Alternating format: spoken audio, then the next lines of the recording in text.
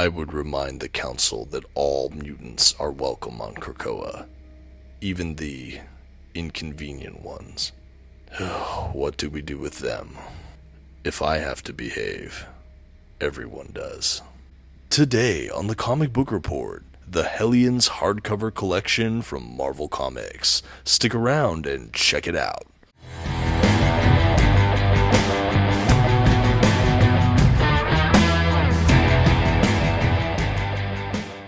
Greetings from Krakoa, everyone. My name is Dominic, and today you're tuning in to the Comic Book Report, where we review comic books and graphic novels so you can get an idea of what to read. And yes, today I'm back in the world of X-Men. I'm back on Krakoa. I'm back during the Dawn of X to check out one of the most talked about comic book runs that I never had the opportunity to read until now. That's right, I'm going to be talking about Hellions. And frankly, I understand why this book has been so hyped. I cannot wait to talk about it. But before we jump into today's collection, I do want to shout out the channel sponsor, OrganicPriceBooks.com. If you're looking to pick up your own comic book collected editions, I highly encourage you to check out their website. You can find a link for it in this video's description, and if you see something there you like, you can even use my discount code at checkout, TheComicBookReport, to save $2 off of your order.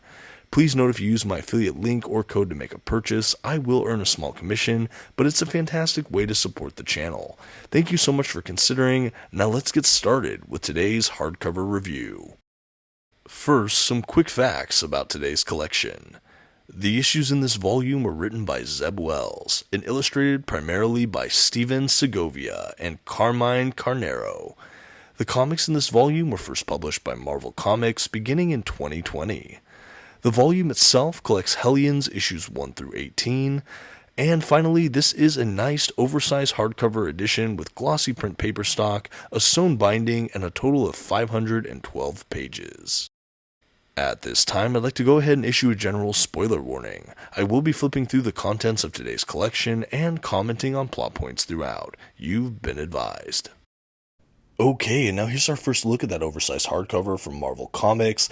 I have to say, I really dig this kind of layout, this format for these editions. I've said it before when I've reviewed some of the other Dawn of X hardcovers, like the Marauders, Excalibur, X-Force, Wolverine, and more. You should be able to find all those reviews on my channel. I'm just a sucker for this design work, this whole Krakoa era. Really dig it, starting with House of X, Powers of 10, and Hellions keeps with this tradition, favoring the color purple. Really just nice. You know, you come to expect this at this point with these oversized hardcover editions. I really wish we'd see more, though. I'm not sure what the future of these hardcover editions look like over at Marvel. I think the last one they released was Sins of Sinister, which I have yet to pick up. But yeah, I really like them here. It's nothing too different. Like I said, kind of a minimalist style. We got some Krakoan writing, things like that. But I think it looks sharp. I like that all of these different titles have a different color that they kind of stick to, and there's kind of a uniformity with this kind of design. I just really find it favorable. As we finish this last quick look at the dust jacket, we will go ahead and do one more minute showing the dust jacket, the interior flaps, along with the hardback book itself and what's printed on there. As we transition, though, I think now would be a good time to speak to this edition. I really like that this has the entire Hellions run, issues 1 through 18.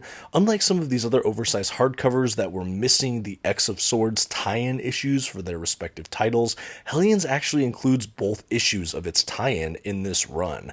I'm not really sure why the others didn't do this. I know that some issues probably wouldn't fit with the rest of the run quite as well, as X of Swords is largely one continuous story across 20 or so odd issues, probably more than that.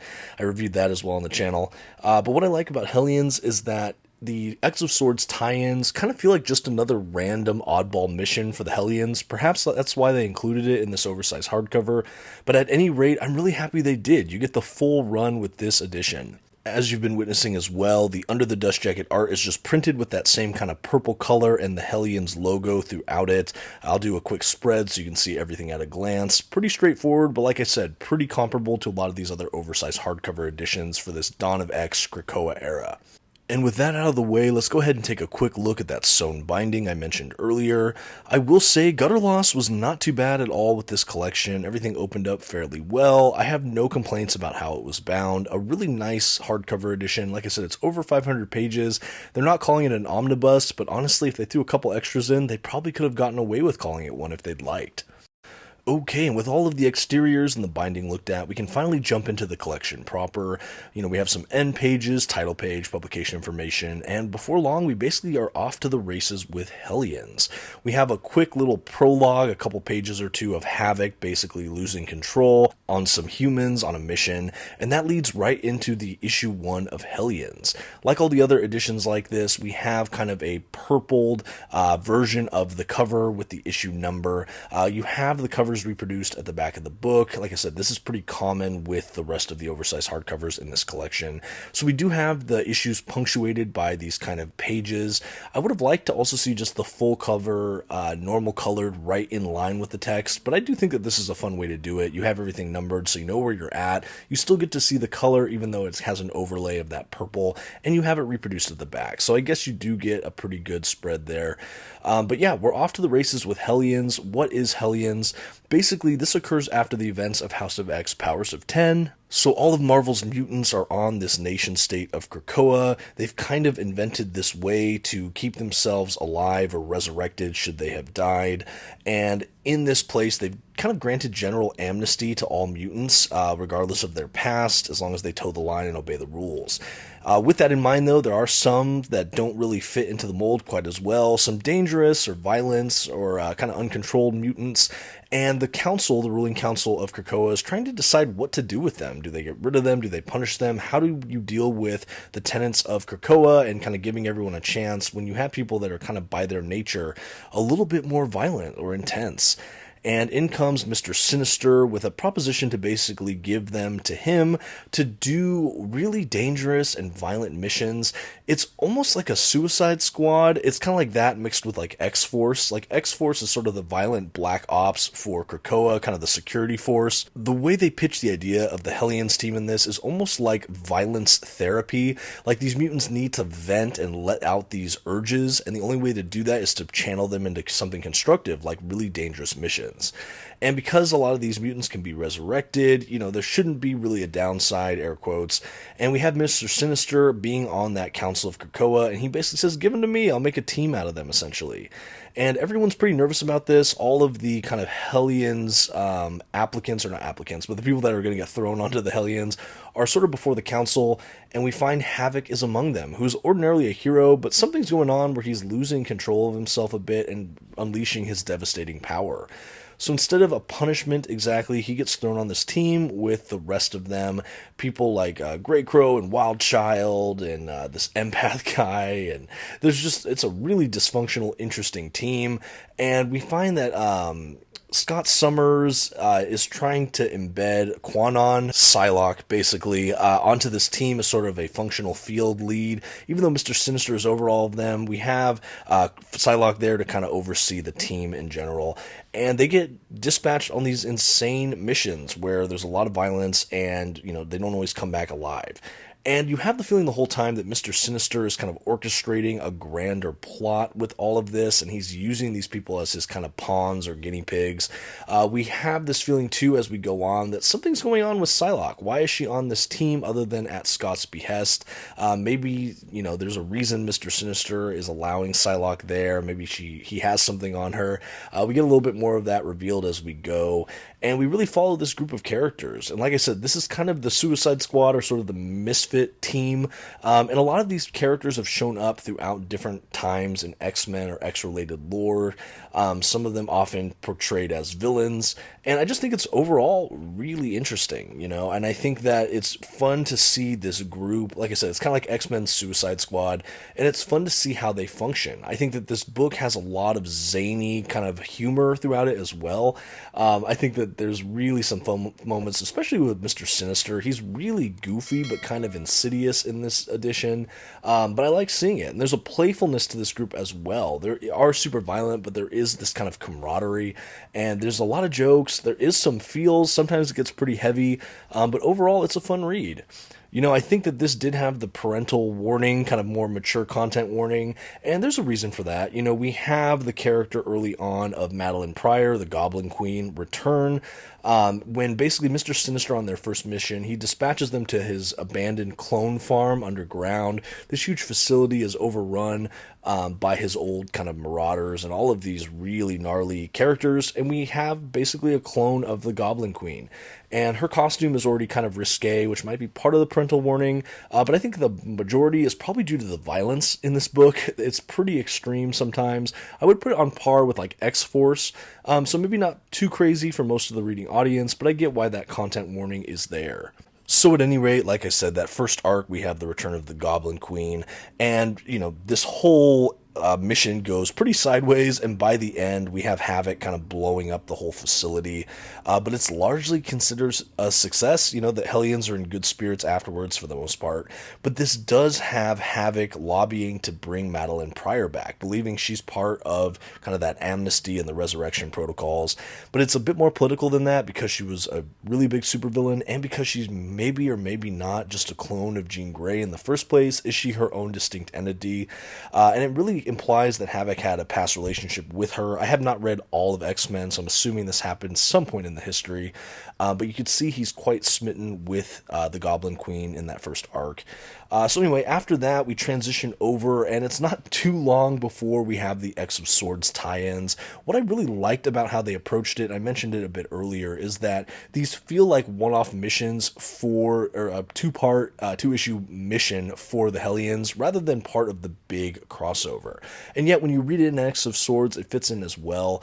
Basically, X of Swords is this first big event during this Krakoa era of X-Men after House of X Powers of 10, and it involves the kind of otherworldly realm and bringing together these different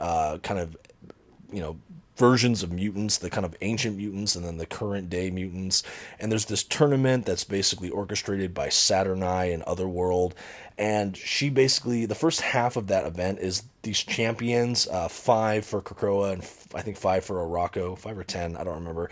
But they have to gather these kind of mythical swords, and then once they do, it brings to the second part of this, which is the giant tournament where they use the swords and they fight. And anyway, it's a fun event, I thought, but where the Hellions fit into this is that they have a plan. Okay, well, hey, they have to gather these swords, but maybe if we steal the swords of our enemies, it'll disqualify them and give us the edge in the tournament, but everyone can't, hear about this. It's totally like a black op, disavowed, and so Mr. Sinister tries to sneak them into Otherworld, and the whole thing is that it's a suicide mission basically, but the wrinkle is when they're in Otherworld, if they do die, there's no guarantees they get resurrected the same. Almost certainly they have side effects.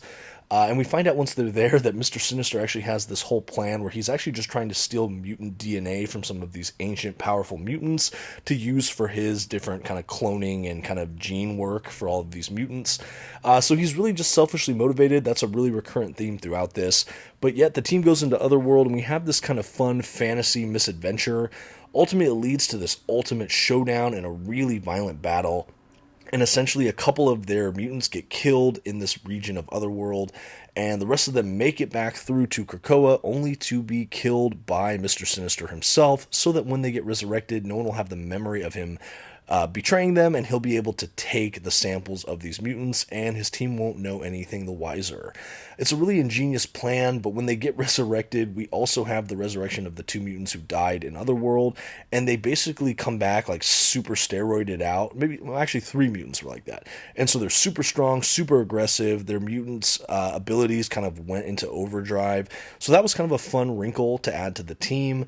We also have Psylocke kind of aware of some of this. Mr. Sinister brought her into his confidence, and we find out that the reason Sinister has her on a bit of a string is because he is aware of Psylocke's daughter and might be able to connect them.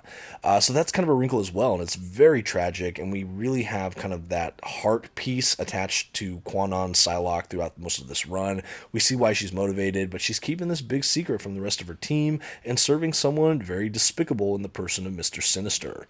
There are honestly a good handful of storylines throughout this book. We have dealings with kind of mutant killing robots, but one of my favorite other storylines throughout this book is actually the storyline with Arcade's Murderworld. Arcade is a fun villain in the Marvel Universe that I first encountered in the Chris Claremont X-Men run. I think that he's a really underutilized villain. Essentially, he creates these really elaborate, kind of labyrinthian sort of, I don't want to say torture chambers, but he basically makes these labyrinths where all of these people have to fight and make their way through, and he tries to trap and kill them. And essentially that's what happens here. The Hellions get thrown into a murder world designed by Arcade. He uses kind of psychics to kind of help mess with their memories so they don't realize where they are. And once again, Sinister manages to use this to his advantage. But this is a really fun arc as well. I think Arcade has never been as sinister as he is in this run, and I think he was just used really well. That was a really fun villain to see. Ultimately, this storyline does culminate with one or two of the members being put on trial and basically being thrown into the pit. And the Hellions kind of disband, and it's a little sad, but it is what it is. We actually do have Madeline Pryor brought back onto the island.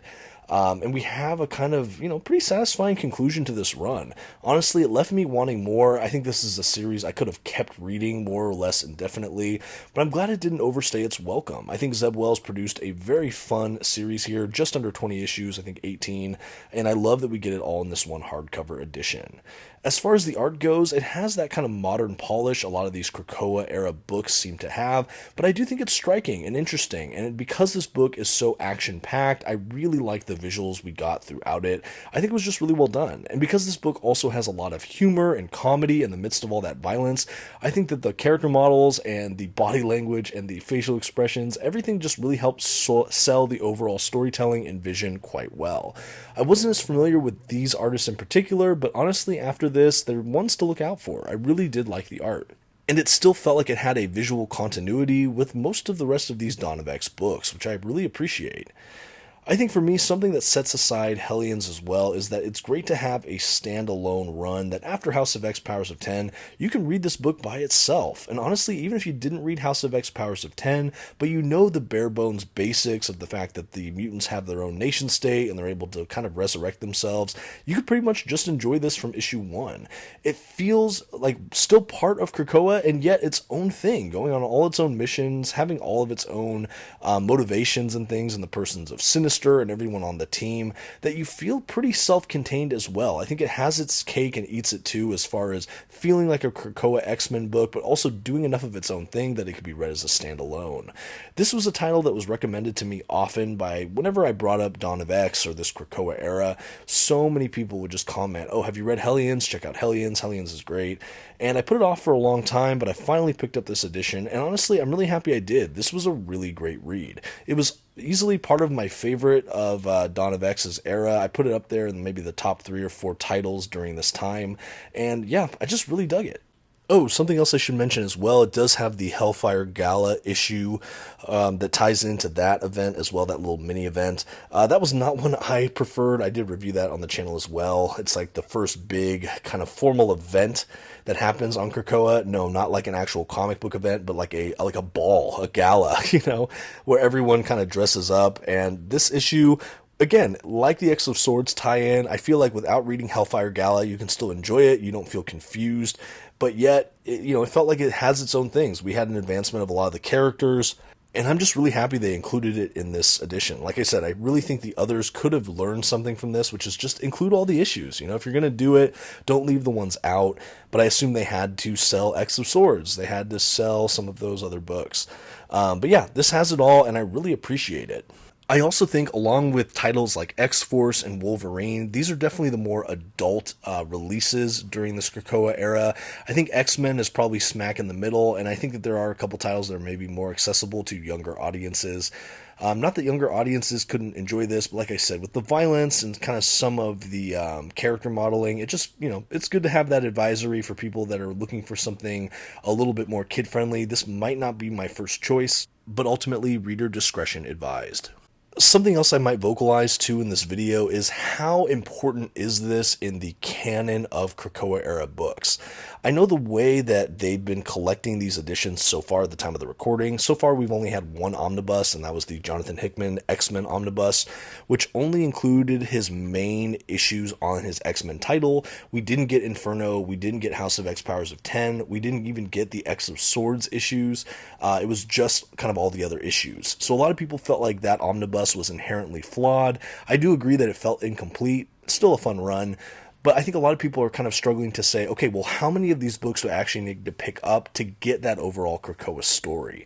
And what I will say is I don't think Hellions is an essential part of that list. If you just want the canon Krakoa era stories, and I mean, obviously it's all comic book canon, but what I mean by that is like the main kind of mythology building cornerstone books that you need to get the full rise fall of this Krakoa era. Do you need to read Hellions? I don't think it's essential. I don't think it's as essential as obviously like House of X Powers of 10, or even that main X-Men title I think is pretty important.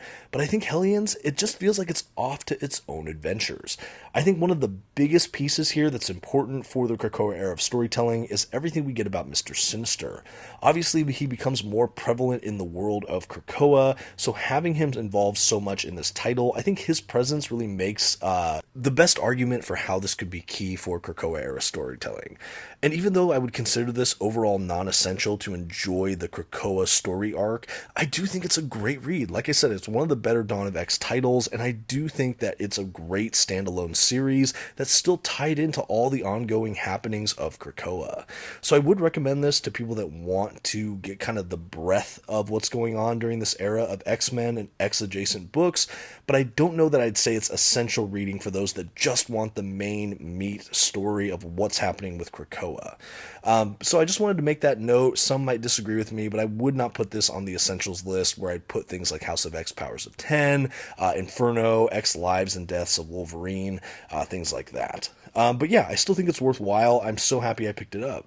I think for me, something else that was really novel about this collection was the eclectic cast of characters. I'll be honest, I had only heard about maybe half of them ever before picking up this book. I am kind of a casual X-Men fan. I've gotten more interested in this franchise in recent years, and I'm trying to catch up, but there's just such a glut of content for X-Men and all X-related books, so I don't think it's too surprising that I haven't heard of absolutely everyone in this roster.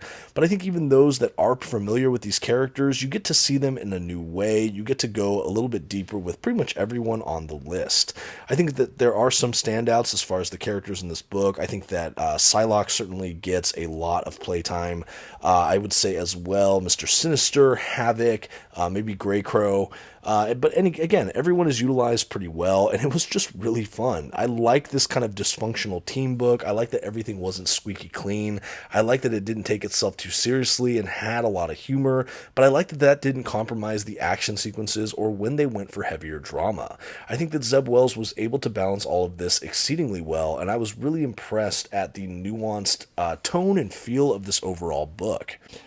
After we get through the main issues in the book, I'm just going to skip ahead a little bit. We do get to the extras of this collection, and basically, like I said, we have the reproduced covers along with a lot of variant cover art in this gallery, and I just think it's really fun to see kind of that full-sized artwork all in the back here. I'll be honest, not only do we have the 18 issue covers, but then we have a good, like I said, handful of variant covers. So we have a pretty sizable section of extras back here, but it is predominantly just those covers. But it's still, again, beautiful to see. I would have loved to see maybe an essay or something at the back, especially because I just like this run so much. But I'm still really appreciative that we did get the bonuses we did. I think it padded out the collection nicely. And honestly, that is Hellions. Now all that's left to do is to give this collection a grade. For its fun, eclectic cast of characters, bombastic action, and for just being a really unique facet of this whole Krakoa era of X-Men titles, the Comic Book Report is happy to give Hellions, the hardcover edition, an A-. Yes, this is easily one of my favorite of this Dawn of X era books. I love that we have the entire run, including the X of Swords crossover issues, in this beautiful oversized edition. I think that this is easily my favorite series I've ever read from Zeb Wells. The art throughout is consistent and just beautiful. It's very fun, and I think that this has a little bit something for everyone. It is a little bit more adult oriented, but like I said, it was a breeze. This was a really fun book. I read it quite swiftly, and I'm happy I finally checked out this collection.